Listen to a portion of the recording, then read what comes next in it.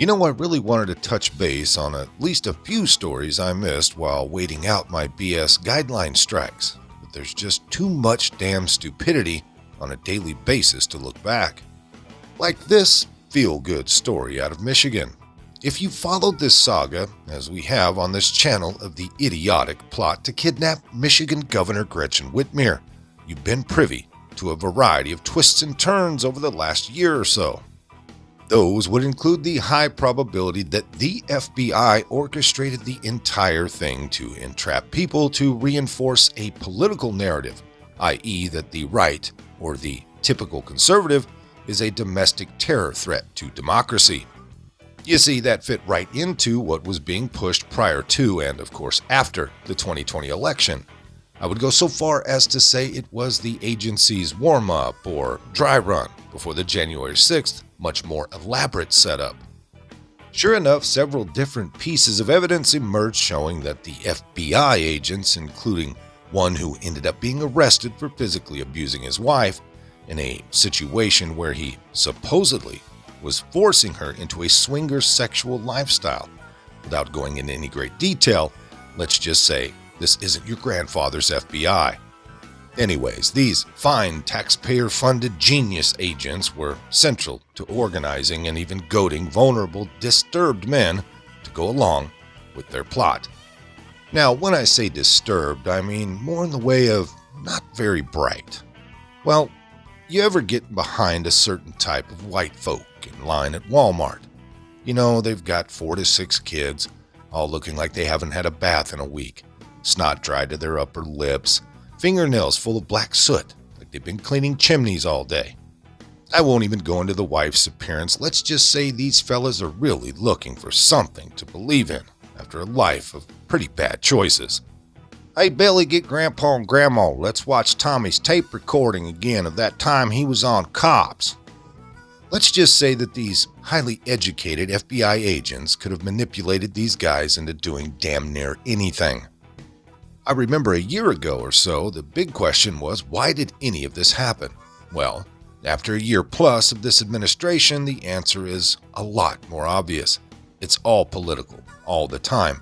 And at this point, it sure feels like most of the Federal Bureau of Investigations is on the DNC's payroll. Well, now we've got the verdict in the trial of 2 of the men charged over the ordeal, and they represent yet another massive blow to the FBI's credibility. The New York Times tweeted out, "Breaking news. Jurors acquitted 2 men of conspiring to kidnap Governor Gretchen Whitmer of Michigan. The jurors said they were deadlocked on similar charges against 2 other men in the closely watched domestic terror case." This from the Times, quote, "Jurors on Friday acquitted 2 men of conspiring to kidnap Governor Gretchen Whitmer of Michigan and said they were deadlocked on charges against 2 others in a significant defeat for federal prosecutors in one of the highest-profile domestic terrorism cases in decades." The jury of 6 men and 6 women found Brandon Caserta and Daniel Harris not guilty of all charges against them and did not reach any verdict on the charges against Barry Croft and Adam Fox. All 4 of the men had been accused of plotting to snatch Miss Whitmer, a Democrat, from her vacation home in 2020. As the verdicts were read, federal prosecutors and FBI agents sat in silence, while Mr. Harris and Mr. Caserta hugged their lawyers. Quote, "Obviously, we're disappointed in the outcome," Andrew Berg, the United States Attorney of the Western District of Michigan, said outside of the courthouse. He added, quote, "We still believe in the justice system, and really there's not much more to say at this time. I appreciate the time the jury put in. They listened to a lot of evidence, deliberated quite a bit," unquote. And as I mentioned earlier, the jury also hung regarding the charges against 2 other men, which means this is pretty much a clean sweep of failure for the government's case. Now, what does this really mean? Well, it means that there was a lot of evidence of FBI misconduct, from how everything started to the informants who were used to build the prosecutions. Further, the totality of the evidence against the men charged boiled down to some less than proper rhetoric, mostly over text messages. Apparently, the jury was not impressed by how all this went down, and it's good to see that the legal system can still sometimes smell a rat when there is clearly a rat present.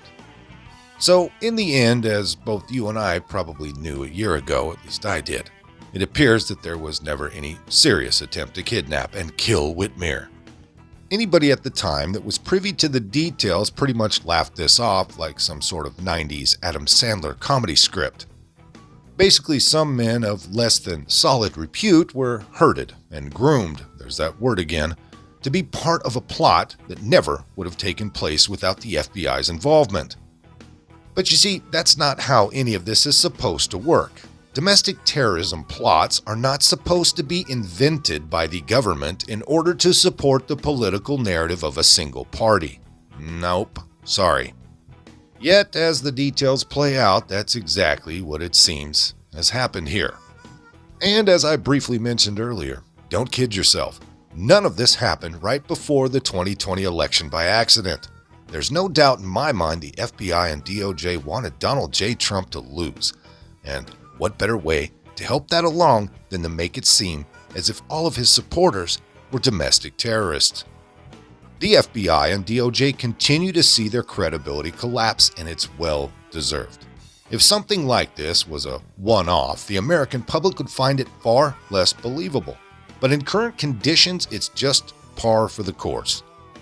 Now I just can't wait to see the evidence come to light involving January 6th after Republicans take back power. Here's hoping they don't just let things be, as they're so prone to do. Some of this came by way of redstate.com. If you liked it, hit that like button. Subscribe if you haven't. Leave a comment down below. There's a PayPal link in the description box, so please put $1 in the bucket on the way out the door. I'd like to thank everyone for all your donations. They're much needed and much appreciated. Now, with all that being said, we'll see you next time. Come on, move! Move! Easy, easy.